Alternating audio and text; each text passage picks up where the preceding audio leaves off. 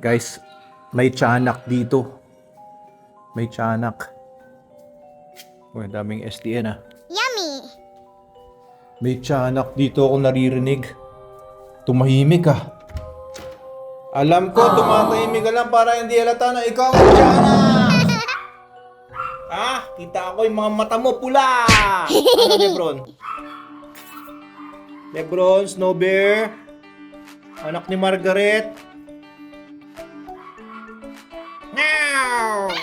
Meow! Meow! Meow! Meow! Diyan ka lang muna pagdating ng tatay mo. Tsaka ka palalabas mo yan. Nilagyan na ng ganito kasi pumapanik na yan. Nakita ko nga sa labas minsan.